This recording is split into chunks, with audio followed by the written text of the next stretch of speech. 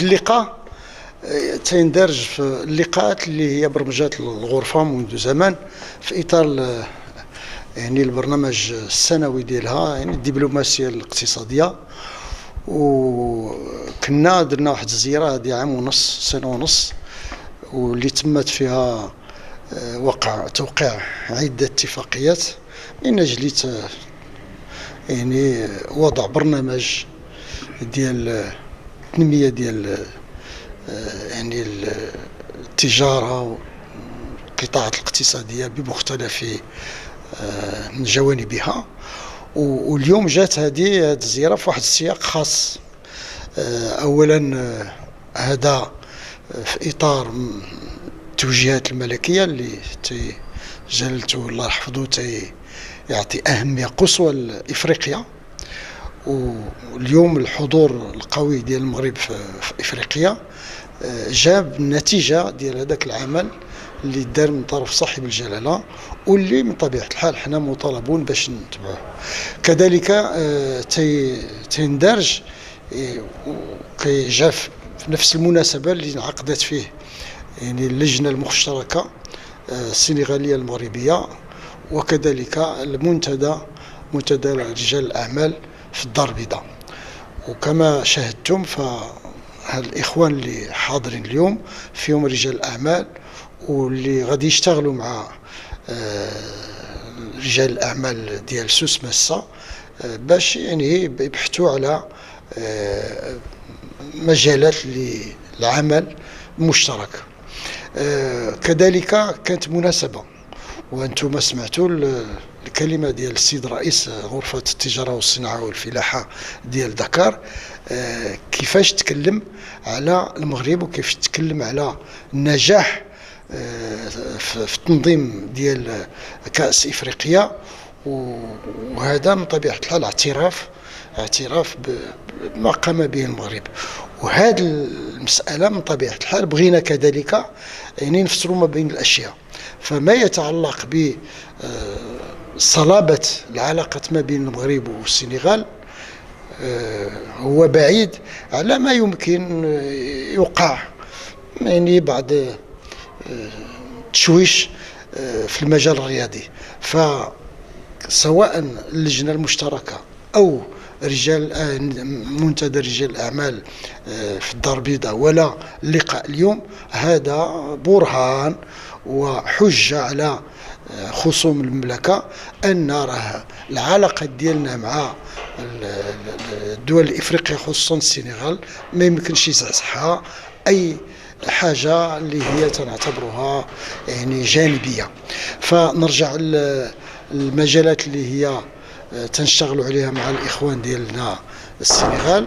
هناك الجانب اللوجستيكي، هناك القطاع الفلاحي، قطاع يعني الصناعات الغذائية، السياحة، يعني عدة مجالات. الآن راه كاين لقاءات ثنائية بين بعض رجال الأعمال ديال سوس ماسا ورجال الأعمال ديال السنغال باش يبحثوا سويا على مجالات اللي يمكن يديروا فيها يكون فيها تبادل ويقويوا التبادل التجاري بيناتهم. أخيرا هناك ما يتعلق باللوجستيك، واللي هي كانت مناسبة باش الشركة اللي هي كانت خط على عاتقها باش تنجز الخط البحري ما بين أكادير وما بين دكار حضروا كذلك باش يوضحوا اشنا هما الاسباب التاخير ديال هذا وضع هذا الخط البحري، واكدوا مره اخرى بانه هما منخرطين في هذا المشروع هذه، وبان بدون شك ان شاء الله غادي توضع يعني خلال شهر juin ou la juillet. Je pense que c'est une mission de retour. Monsieur le Président de la Chambre de commerce, d'industrie et de services de Souss Macha a conduit une délégation au mois en 2024 et que nous avons signé une convention entre les deux institutions. Et dans ce cadre, j'ai conduit une délégation d'opérateurs économiques sénégalais. Et dans ce cadre, comme vous l'avez vu observer, depuis notre arrivée, on continue à travailler avec nos collègues afin de pouvoir pérenniser nos relations. Nous l'avons commencé à Dakar, ni été avec cette coïncidence de grande commission mixte entre le Maroc et le Sénégal. Les autorités consulaires du Sénégal et du Maroc nous avaient promis de venir nous accompagner à Agadir. Mais ça a coïncidé avec la grande commission mixte entre nos deux pays.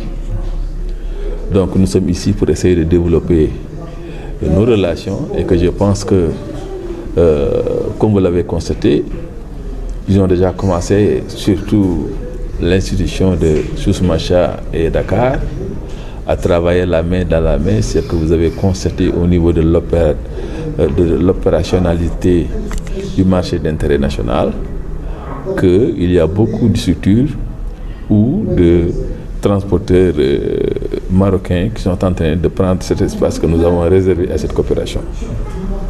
Nous sommes venus avec le directeur général de la CEMIC et que le Sénégal veut vraiment travailler non seulement avec le Maroc, mais cette structure de marché d'intérêt national va nous servir de cadre pour quand même prendre tous les produits maraîchers et horticoles venant de votre pays.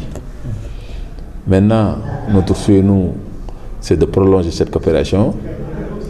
C'est pour cela que notre deuxième phase va concerner les peltiflex pour préparer des produits tels que la mangue et autres venant du Sénégal et exportés au Maroc. Donc, nous y sommes. On est en train de travailler la main dans la main avec nos amis du Maroc et que je pense que ce projet, on va vraiment le réaliser ensemble. C'est le prolongement de l'actuelle mine et qu'on est en train aussi de le développer au niveau régional. Dans chaque région, nous avons ciblé 4 régions pour démarrer ce processus.